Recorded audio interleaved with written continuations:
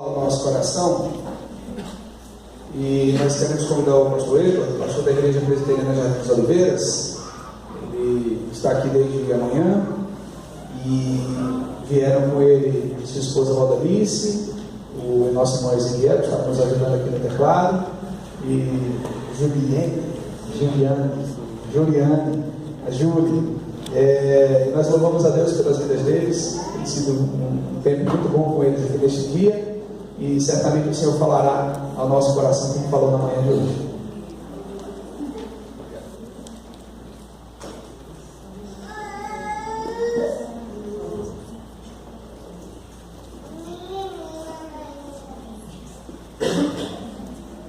Vou só colocar um cronômetro na minha frente para eu ter certeza que não vai ser uma vigília. Às vezes acontece, né? Não está programado, mas aí eu descobri um appzinho no celular. Olha o tamanho do cronômetro. Aí é difícil não ver, né? Eu vou saber por onde estou indo, né? Irmãos, vamos ler a palavra do Senhor? Senhor Jesus, sua revelação, Apocalipse, capítulo 21.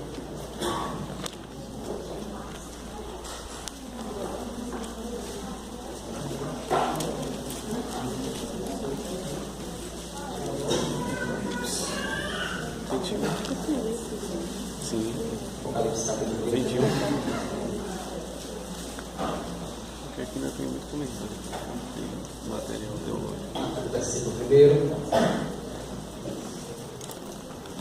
Diz assim o texto. Apocalipse 21, 1. E vi novo céu e nova terra, pois o primeiro céu e a primeira terra passaram, e o mar já não existe. Vi também a cidade santa, a nova Jerusalém, que descia do céu, da parte de Deus, preparada como uma noiva enfeitada para o seu noivo. Então ouvi uma voz forte que vinha do trono e dizia: Eis o tabernáculo de Deus com os homens. Deus habitará com eles, eles serão povos de Deus, e Deus mesmo estará com eles, e será o Deus deles, e lhes enxugará dos olhos toda lágrima, e já não existirá mais morte, já não haverá luto, nem pranto, nem dor, porque as primeiras coisas passaram. E aquele que estava sentado no trono disse: Eis que faço nova todas as coisas. E acrescentou: Escreva, porque estas palavras são fiéis e verdadeiras. Disse-me ainda: Tudo está feito. Eu sou o Alfa e o Ômega, o princípio e o fim. Eu, a quem tem sede, darei de graça da fonte da água da vida.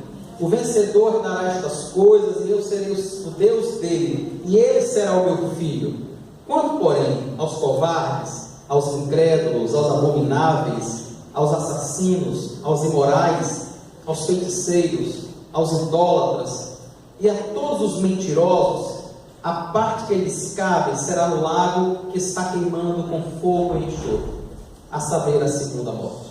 Amém. Senhor, nós carecemos da Tua orientação, da Tua graça, da Tua direção. Temos plena consciência de que nada temos se do alto não nos for dado. Temos plena consciência que o Senhor trouxe cada pessoa aqui nessa noite para ouvir, ser confrontado, edificado e confortado pela Tua palavra. Ó Pai, no nome de Jesus, permite-nos isso, Pai, para o louvor do Teu nome e para a Tua glória. Amém. Irmãos, nós somos chamados a ser discípulos de Cristo. E o discípulo tem diante de si uma missão muito árdua, uma missão muito difícil, por sinal. Como é natural, como é comum em todas as grandes missões, em todas as grandes metas. Hoje, após a escola bíblica, eu estava ali na porta conversando um pouquinho com o Davi, ele contando sobre o treino, o jiu-jitsu, sobre o esforço, e ele contando como é a rotina, o que é preciso fazer e o que ele já conquistou. E enquanto ele falava, eu lembrava exatamente da vida do discípulo. Vocês imaginam o quanto um atleta precisa abdicar, o quanto ele precisa abrir mão, se ele quiser estar entre os melhores, se ele quiser conseguir realmente um lugar de destaque. ele poderia estar fazendo diversas outras coisas, como outros meninos da idade dele, mas ele escolheu abrir mão de algumas coisas por outras. E ele busca realmente algo que ele entende ser relevante. O discípulo de Cristo é exatamente dessa forma também. Aquilo que é exigido de mim e de você enquanto discípulo, irmãos, é muito sério, é muito drástico. Eu queria ler para vocês entenderem um pouco sobre o que é que eu estou falando. Marcos, no capítulo 8, o Senhor Jesus disse para a gente como é a vida do discípulo aqui neste mundo, um discípulo que está em busca de um alvo, querendo alcançar o céu. Marcos capítulo 8, versículo 34, diz que o Senhor Jesus convoca a multidão, chama as pessoas, chama os discípulos a estar perto deles e diz assim: se alguém quer vir após mim, negue-se a si mesmo, tome a sua cruz e siga-me. Pois quem quiser salvar a sua vida, a perderá. E quem perder a vida por minha causa e por causa do Evangelho, esse a salvará. De que adianta uma pessoa ganhar o mundo inteiro e perder a sua alma? Que daria uma pessoa em troca de sua alma? Essa é a proposta de Jesus para mim e você que somos discípulos dele. Quando eu falo sobre discípulos, irmãos, eu não estou falando sobre alguém que foi chamado para ser membro de uma igreja. Eu não estou falando de alguém que frequenta, que convive, que gosta do meio social, que gosta do contato, da amizade, das pessoas da igreja, que gosta inclusive de servir, de fazer alguma coisa. Há alguns anos atrás, uma moça me procurou e disse: pastor, eu gosto muito de trabalhar, eu gosto muito de servir outras pessoas, eu gosto muito de ajudar outras pessoas. Eu não sou cristão, eu realmente não tenho interesse em fazer parte da sua igreja, mas eu quero dizer que eu estou à sua completa disposição. O que o senhor precisar de mim, me diga, eu estou disposto a fazer, eu gosto de fazer, eu gosto de servir.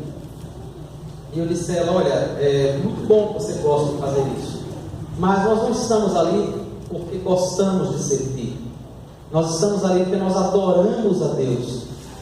O serviço é uma consequência da adoração ao Senhor. Nós reconhecemos quem é Deus, Ele é o Senhor de todas as coisas, Ele é o nosso Criador, o Criador de todo o universo, e com base nesse conhecimento da sua soberania, da sua graça, da sua majestade, nós nos curvamos diante dele e o servimos. Servimos a sua igreja, porque entendemos que ao servir a igreja, estamos servindo ao Senhor. Essa é a vida do discípulo. O discípulo, irmão, como diz o próprio Jesus aqui, é alguém que perde a sua vida. Dá para imaginar? São esses os termos que ele usa aqui em Marcos 8. Ele não está dizendo assim: olha, você pode me servir, você pode estar na igreja, enquanto você conseguir concordar com aquilo que é ensinado na Bíblia, enquanto você conseguir gostar daquilo que é cantado, enquanto você gostar do modo que o culto é arrumado. Quando não for assim, você não precisa ficar. Mas acontece que quem fica por causa dessas coisas não são os discípulos, são apenas consumidores. Não são pessoas que vêm para adorar, mas que vêm para ser servidas, e que esperam uma música, um banco confortável, um ambiente agradável, uma iluminação adequada. E tudo isso é uma visão de consumidor. Esse não é o discípulo. O discípulo é alguém que ele abre mão de tudo aquilo que ele entende ser mais precioso na visão dele, para assumir aquilo que é precioso e verdadeiro na visão do próprio Cristo. Esse é o discípulo. Mesmo quando, algumas vezes, dentro dele, parece que alguma coisa está corroendo ele, sabe? Porque ele percebe que há uma luta imensa e grande dentro da alma dele, dentro do próprio coração dele, as paixões carnais que não querem se submeter ao senhorio de Cristo. Então o discípulo é alguém que dia após dia mata a sua própria vontade, o seu próprio querer. Dia após dia ele pensa: eu gosto muito de fazer isso, eu gosto muito de viver desta forma, mas essa não é a vontade de Deus. Eu não sei porque não é a vontade dele. Eu não sei o que Deus vê de errado nisso. Mas como discípulo, como alguém que adora, como alguém que está disposto a perder a sua vida, ele simplesmente se submete a Cristo. Com esse mesmo pensamento, o apóstolo Pedro, conversando com o Senhor um tempo depois, Marcos no capítulo 10, se você puder passar acho que 2 páginas aí na Bíblia, quando o Senhor Jesus orienta um jovem sobre o dinheiro e sobre o modo como ele estava preso a esse dinheiro, Pedro olha para Jesus e depois de Jesus dizer àquele jovem que seria muito difícil para ele, porque é difícil para o rico, é difícil para alguém que adora o dinheiro se voltar para Cristo, porque é impossível que você adore a 2 senhores, impossível que você sirva a 2 senhores, você serve ao dinheiro ou você serve a Cristo. E Jesus diz, olha, é mais fácil um camelo passar pelo fundo de uma agulha do que um rico entrar no reino dos céus. E os discípulos disseram, mas Senhor, isso é impossível, isso é simplesmente impossível. E ele diz, é verdade, para os homens isso é impossível, mas para Deus não, para Deus tudo é possível. Aí Pedro chega em Marcos 10, 28 e diz assim, Senhor, e nós deixamos tudo e te seguimos?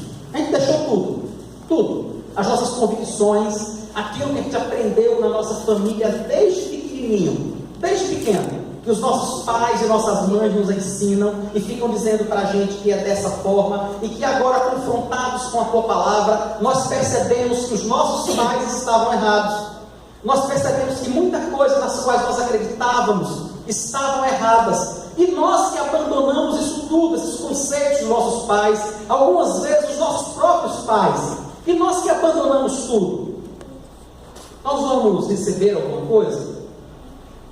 O Senhor, no versículo 29, começa a dizer aí, em verdade eu lhes digo que não há ninguém que tenha deixado casa, irmãos, irmãs, mãe, pai, filhos ou campos por minha causa e por causa do Evangelho, que não receba já no presente 100 vezes mais casas, irmãos, irmãs, mães, filhos e campos com perseguições, e no mundo por vir receberá a vida eterna.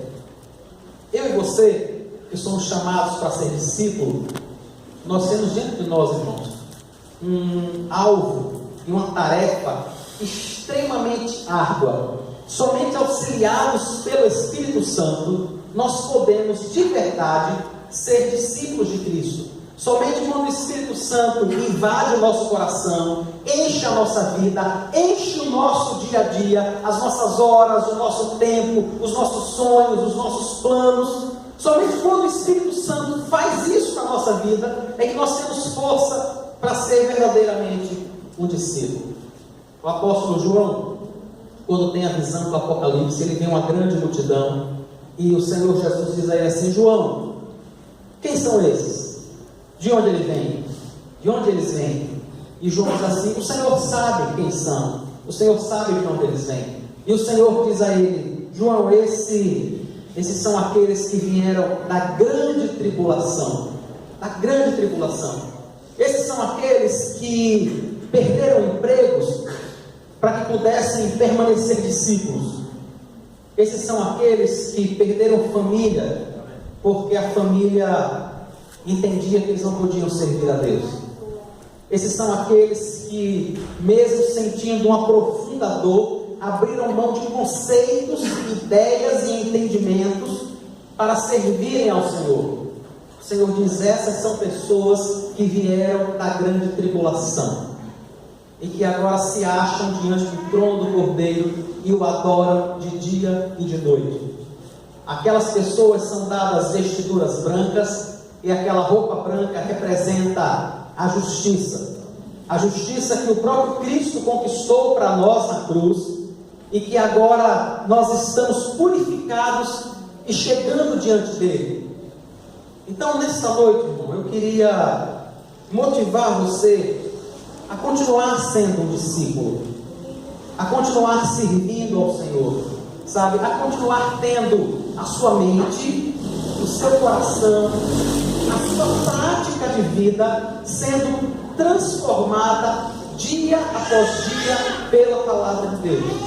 Eu quero incentivar você a matar cada pensamento, cada desejo, cada convicção, cada ideia, por mais firme que seja, se ela não encontra amparo na palavra. Se você não encontra amparo na palavra, por mais que você pense, não faz sentido. Não faz sentido. Nós não servimos a Cristo e não somos discípulos porque entendemos, mas porque cremos. Nós cremos, irmãos. E a partir do momento que nós cremos em Cristo, a partir daí, nós passamos a entender, nós passamos a compreender. Mas essa compreensão, esse entendimento, vai vir sempre depois da fé. Nunca tente convencer alguém a servir a Cristo por causa do entendimento. Quantas pessoas sentam, conversam com a gente e dizem assim: não, mas os cristãos fazem isso dessa forma, fazem isso daquela forma. Faz o seguinte, me explique a evolução. Me explique, como é que você explica a evolução? E algumas vezes a gente passa horas, irmãos, debatendo conceitos de evolução, como se a pessoa fosse a Cristo por causa disso. Como se ele fosse se convencer. Não é verdade, foi Deus que criou todas as coisas. É verdade, o processo não foi aleatório, mas foi algo conduzido pela mão do próprio Deus. Isso não vai acontecer. Só no momento em que ele crê. Quando ele crê que há um Deus que cria as espécies e que cria todas as coisas, então ele começa a entender, ele se dedica a entender. E esse processo, para mim e para você, que é tão difícil nesse mundo, porque isso significa negar a nós mesmos, isso significa fazer aquilo que o próprio Cristo falou, significa morrer a cada dia, morrer constantemente para nossas vontades, desejos e convicções que não podem ser amparados pela palavra de Deus. É difícil, mas quando nós chegamos em Apocalipse, o Senhor Jesus, no livro de Apocalipse, que tem, irmãos, a intenção e o propósito de trazer conforto à sua vida e à minha. O livro de Apocalipse não tem a intenção de matar a nossa curiosidade. Existem livros e livros e livros escritos sobre todas aquelas imagens do Apocalipse, sobre todos aqueles seres com não sei quantos olhos, com não sei quantas cabeças, seres que voam, que andam, que rastejam, que pulam. Todas aquelas imagens. E o livro do Apocalipse não tem a intenção de trazer clareza sobre cada um daqueles seres, quem são, o que fazem, onde é que eles estão. A intenção do livro do Apocalipse é uma só: mostrar que aquele que se mantém fiel ao seu Senhor, um dia ele estará no céu com Cristo. É essa toda a intenção do livro de Apocalipse. É chegar para mim e para você e dizer assim: olha, eu sei que tem sido duro morrer a cada dia. Eu sei que tem sido duro realizar convicções. Sabe, eu sei que tem sido duro ir contra aquilo que seu coração sente, deseja e quer. Eu sei que tem sido duro, mas permaneça, porque há um alvo a ser alcançado. Há um alvo a ser alcançado e um lugar que é simplesmente glorioso. E é sobre esse lugar que eu queria falar para nós nessa noite. Ele começa dizendo para a gente, em Apocalipse capítulo 21, no versículo 1,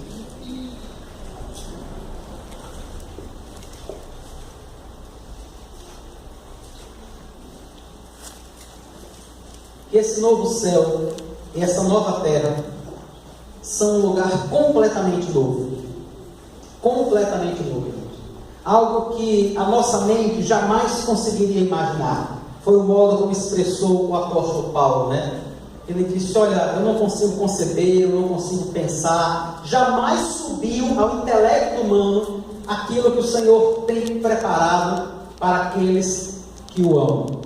É um lugar totalmente novo. E o Senhor Jesus mostra este lugar ao apóstolo João e pede que o apóstolo João registre, para que eu e você pudéssemos ver isso hoje, para que pelos olhos do apóstolo João, por aquilo que ele escreveu, pela revelação que o próprio Senhor dá a ele, que nós pudéssemos nos animar, irmãos, com esse novo céu e com essa nova terra. pois o primeiro céu e a primeira terra passaram, já não existem, mas agora um lugar completamente novo é preparado para mim e para você. Aquilo tudo que nós entendemos que é ruim, que é duro, que é difícil, tudo isso vai passar. Tudo isso. Esses últimos dias, eu acho que nós no mundo todo, vimos momentos tão difíceis. O que aconteceu ali em Suzano, não tem palavras que possam descrever aquilo. Aí poucos dias depois, um homem entra em 2 mesquitas lá na Nova Zelândia, mata 49 pessoas, fere 48 pessoas, e ainda transmite tudo ao vivo pelo Facebook. Naquele mesmo dia, um professor aposentado de Brasília coloca na bolsa 2 peixeiras, um atirador de flechas, e vai numa escola em Brasília pedir uma audiência com o secretário de Educação. Quando foi preso, ele disse que tinha a intenção de conversar com o secretário e depois se matar na frente dele. Imagine o mundo e o lugar que nós temos vivido. O quanto isso nos entristece, o quanto isso é difícil de ver. Quantos de nós, irmãos, já não pararam simplesmente de ver jornal? Quantos de nós simplesmente já resolveram diminuir a quantidade de notícias que nós lemos pelo mal que isso nos causa, pelas coisas que isso nos faz?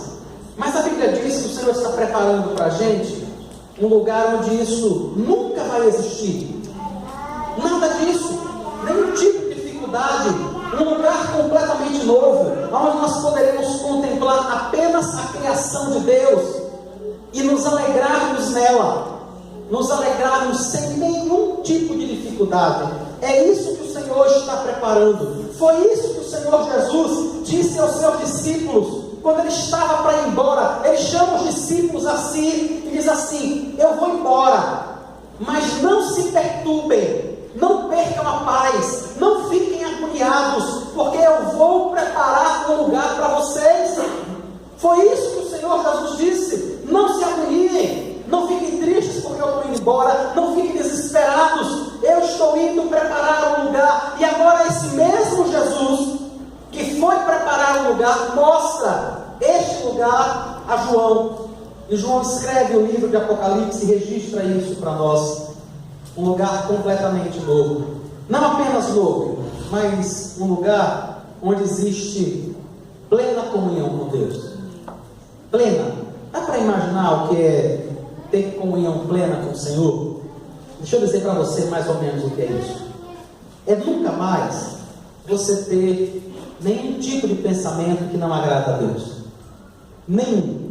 Ter plena comunhão com o Senhor é você dirigir no trânsito durante 2, 3, 4 horas e não se irritar. Em momento nenhum. Em hora nenhuma. Dá para entender o que é ter plena comunhão com Deus? Não pecar de jeito nenhum. É mais ou menos o menino ficar puxando a sua perna: mãe, mãe, mãe, mãe. Sabe? E você continuar adorando ao Senhor.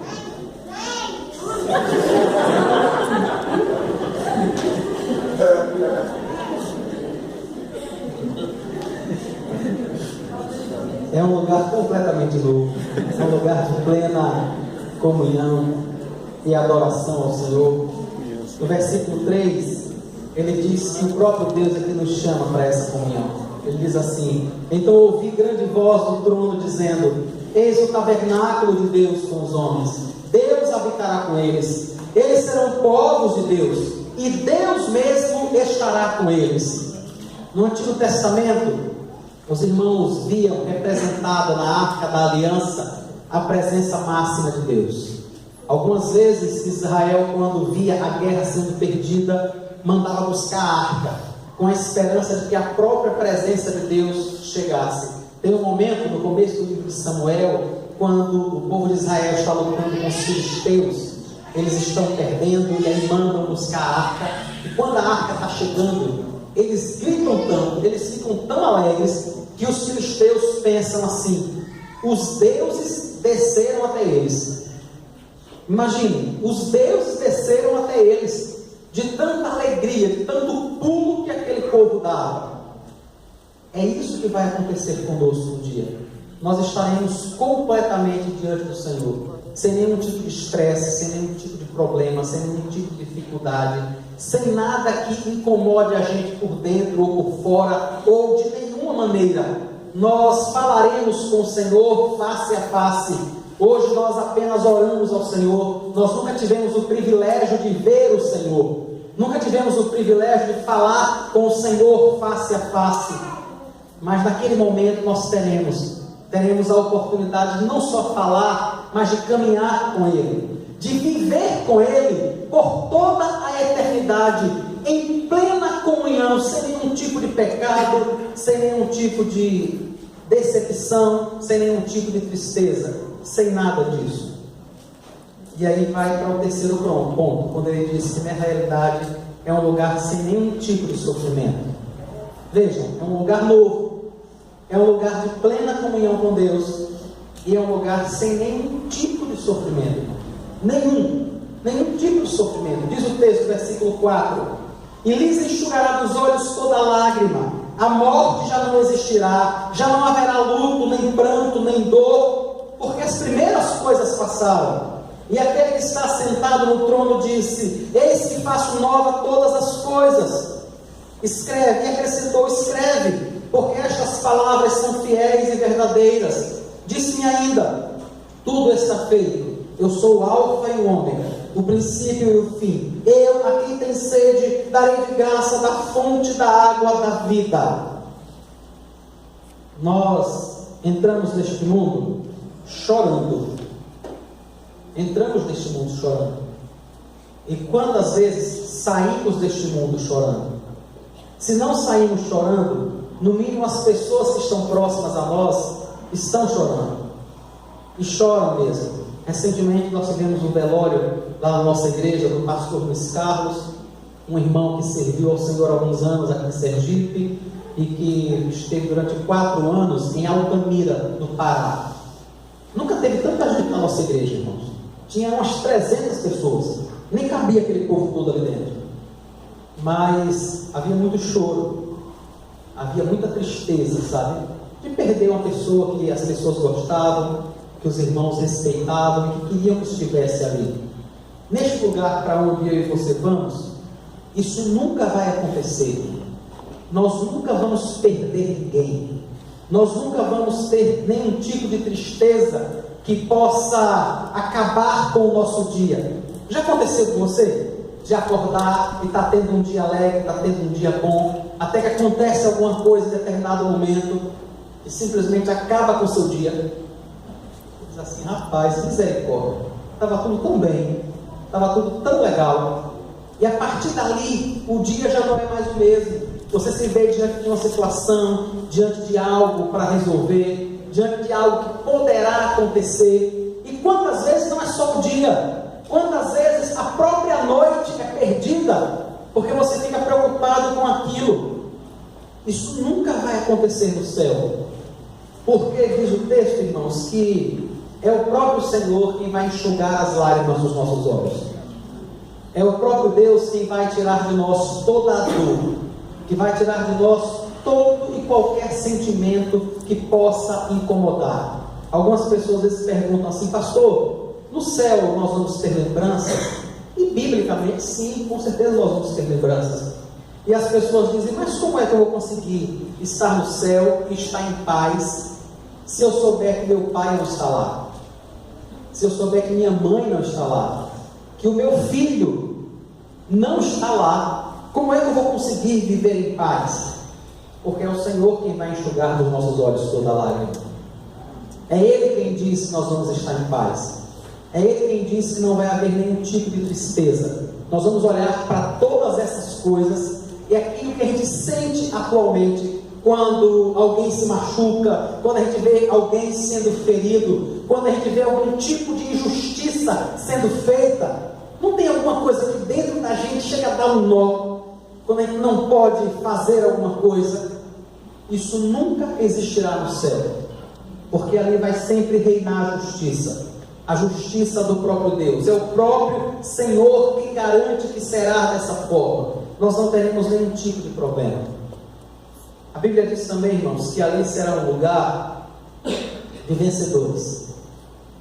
Daqueles que venceram o pecado, daqueles que venceram a si mesmos, daqueles que venceram a carnalidade, daqueles que lutaram, sabe?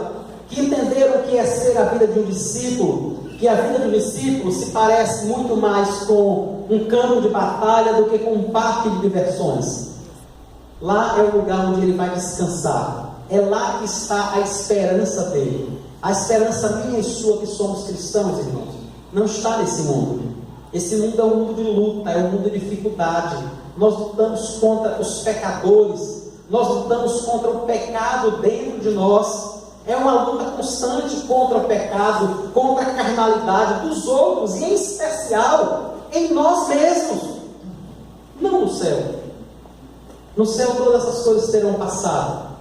É um lugar apenas de vitória. O versículo 7 diz: o vencedor herdará estas coisas, e eu serei seu Deus, e ele será meu filho.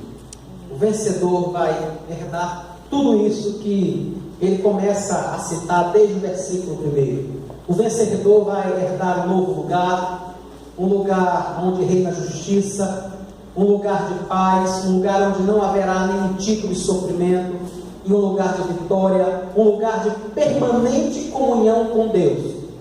Esse lugar é o lugar que Deus tem preparado para mim e para você. É com o olho fixo nesse lugar que nós incentivamos, irmãos, vocês a continuarem a luta, a continuarem o serviço a Deus, a não desanimarem, sabe, mesmo quando os problemas são extremamente difíceis. Ontem eu lia Paulo escrevendo aos Coríntios, a sua segunda carta, e ele diz assim: irmãos, houve momentos que eu me desesperei da própria vida. Dá para imaginar a angústia que Paulo estava sentindo? Ele diz: eu me desesperei da própria vida, sabe? Eu não sabia o que ia acontecer.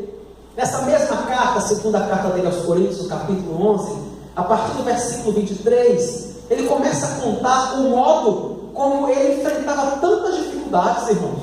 Paulo diz: olha, eu apanhei, eu fui surrado. Ele disse: por 5 vezes eu recebi 39 açoites dos judeus. Eu fui fustigado com varas. Eu fiquei no meio do mar. O termo que está escrito na nossa versão, na ARA, né, na revista atualizada, ele diz: eu passei um dia e uma noite na voragem do mar. Ele foi apedrejado, ele foi dado como morto. Isso eram todas as coisas que faziam contra o corpo físico dele. Mas chega um momento que Paulo começa a dizer sobre aquilo que acontecia dentro do coração dele. E Paulo diz assim: ainda pesa sobre mim o cuidado com as igrejas do Senhor, com tudo que acontece. Quem é o irmão que não sai da igreja fazendo acusações que isso não me entristeça? Quem é aquele que não se enfraquece? E eu também me enfraqueça. Irmãos, Paulo sofria muito fisicamente, sofria muito interiormente. Dá para imaginar quantas e quantas noites Paulo chorou por tudo que ele passava.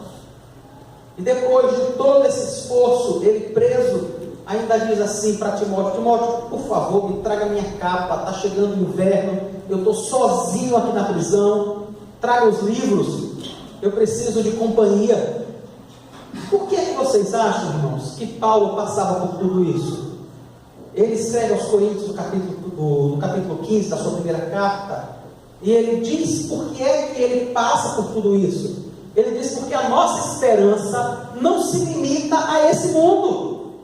Entendem por que é que ele vivia tudo isso? Ele diz: se nós esperássemos em Cristo apenas nesse mundo, nós seríamos os mais miseráveis de todos os homens. Ele não esperava aqui apenas, mas esperava nesse lugar que nós estamos lendo. Era aí que estava a esperança de Paulo. Por isso ele não abandonava o serviço a Cristo. Por isso ele não virava as costas, mesmo quando irmãos e amigos o abandonavam. Sabe, quando irmãos e amigos o traíam, o deixavam, não é porque ele gostava disso não, irmãos. Não é porque ele era masoquista, não. É apenas porque ele tinha os olhos neste local. Sabe, um local edificado, construído pelo próprio Deus, onde ele sabia que o próprio Senhor iria enxugar dos olhos dele toda a lágrima. Isso eu queria dizer a você hoje. Sabe, se ser discípulo tem lhe custado a compreensão de sua esposa, que muitas vezes não entende, se ser discípulo tem custado desentendimento com seu marido, que não entende por que é que você vive dessa forma, por que você vive para o Senhor, não desanime. Eu sei que é difícil, eu sei que isso leva ao choro, à tristeza. Algumas vezes eu recebo mensagens de irmãos dizendo: pastor, por favor, ore por mim, eu não aguento mais. Eu simplesmente não aguento mais. E você recebe uma mensagem dessa e passa o resto do dia orando e pedindo a Deus que sustente aquela pessoa, porque ela ainda tem uma jornada pela frente e ela não pode desanimar, porque ela está seguindo para o céu. Ela está aguardando que o próprio Senhor enxugue as lágrimas dos olhos dela. Então, assim, não coloque sua esperança de que outras pessoas vão fazer isso, sabe?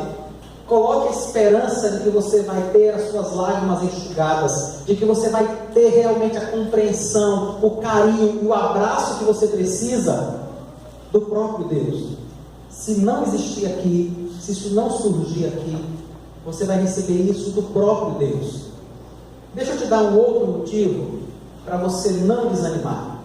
O primeiro deles é isso: é ir para este lugar, um lugar onde não haverá mais morte, nem tristeza, nem dor, um novo lugar, um lugar de comunhão perpétua com Cristo. Esse é o maior motivo que você tem para permanecer sendo um discípulo. Mas, se você for tentado a desanimar, a voltar atrás, a desistir da caminhada com o Senhor, leia o versículo 8, Apocalipse 21:8, o último versículo desse parágrafo, no meio de uma imagem tão maravilhosa e tão linda, né? O versículo 8 parece que vai nos causar algum tipo de desânimo. Diz assim: quanto porém aos covardes, aos incrédulos, aos abomináveis, aos assassinos, aos impuros, aos feiticeiros, aos idólatras e a todos os mentirosos, a parte que eles cabem será no lago que arde com fogo e enxofre, a saber, a segunda morte. Irmãos, todo aquele que não conhece a Cristo, todo aquele que não vive para o Senhor, todo aquele que não é um discípulo de Cristo, todo aquele que não perde a sua vida nesse mundo, dia após dia, ele está inserido nesse versículo, ele está incluído nesse versículo. Todo aquele que não serve a Cristo, porque aquele que não serve a Cristo, aquele que não é realmente um discípulo, aquele que não perde a sua vida dia após dia, ele realmente é um incrédulo, ele realmente é um idólatra, um mentiroso, um impuro. Essas pessoas viverão eternamente afastadas do Senhor, eternamente, para todos sempre. Então nós precisamos, irmãos, permanecer firmes, não apenas sabendo que aquelas pessoas que não conhecem a Cristo e que nós precisamos falar do Evangelho para elas, precisamos pregar o Evangelho para elas constantemente, porque é isso que pesa sobre elas, e é esse mesmo destino que pesa sobre mim e sobre você, se nós desanimarmos, se nós resolvermos no final da caminhada, não participar. Imaginem que Davi passa um ano todinho treinando horas e horas e horas e horas e horas por dia. E quando chega no dia do campeonato, naquele dia, ele diz assim: eu estou cansado. Estou cansado de tanto treinar, estou cansado desse negócio todo, não vou não. eu vou para o cinema, vou comer o McDonald's, vou fazer, só não vou aparecer lá. De que adiantou todo aquele esforço, sabe? De que adiantou as horas de abdicação, de dedicação, se no último momento aquela pessoa simplesmente volta, desiste? Eu sei que talvez possa ser duro, possa ser difícil, eu sei que a vida realmente é complicada, gente. Para quem quer ser cristão, a vida é complicada. Recentemente eu li uma frase de um irmão dizendo que a vida só começou a ficar complicada quando ele conheceu a Cristo. Só quando eu conheci a Cristo foi que o negócio começou a ficar complicado. Que ele percebeu que ele tinha que viver de uma outra forma. Ele não podia viver como ele vinha vivendo, se ele quisesse realmente um dia estar diante do Senhor. Então não desista. Não desista porque o Espírito Santo está em você. Não desista porque o Senhor Jesus morreu na cruz para lhe sustentar. Não desista porque o Senhor vai enxugar dos seus olhos toda lágrima. Esse dia vai chegar. Entende, irmãos? Vai chegar esse dia. Não desanime, sabe? Não pare não. Está difícil, está doendo, é assim mesmo. Continue seguindo. Continue, sabe? Continue permanecendo até que o Senhor vá enxugar dos seus olhos toda lágrima. E esse momento vai chegar. Não desanime também, porque se você desanimar, se você for um covarde, se você desistir, diz a Bíblia que a parte que cabe a você é um lago que arde com fogo e enxofre, a saber, a segunda morte.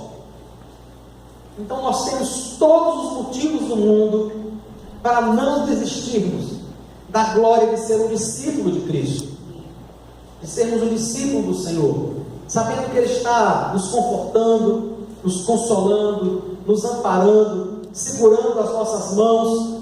Eu queria lembrar outra coisa a vocês, irmãos.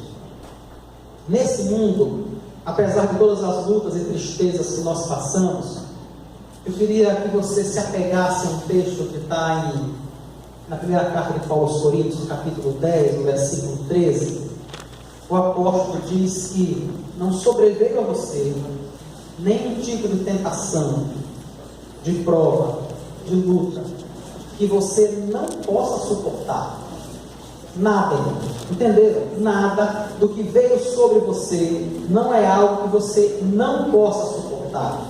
Pelo contrário, juntamente com a aprovação, o próprio Senhor já providenciou o livramento, de forma que você possa suportar.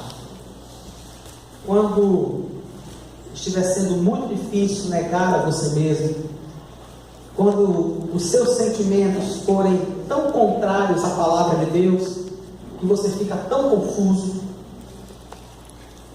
quando você achar que a dor não é possível ser suportada, volte para esse texto. Não sobreveio a vocês nenhum tipo de tentação que não fosse humana, mas Deus é fiel e não permitirá que vocês sejam tentados além do que possam suportar. Pelo contrário, juntamente com a tentação proverá livramento para que vocês a possam suportar. Então, nesse mundo, o Senhor vai sempre providenciar livramento, até o dia em que Ele, de forma definitiva, vai enxugar dos seus olhos toda lágrima. Toda. Eu não sei quais são as dificuldades que você enfrenta nesse momento, não sei quais são as lutas que você tem para encarar, se exteriores, se interiores, não sei que lutas você tem para encarar, mas eu sei de uma coisa: seja ela qual for, o Senhor já providenciou o livramento, já providenciou, porque Ele é fiel. Ele não permitiria que você fosse provado além de suas forças. Ele já providenciou o livramento.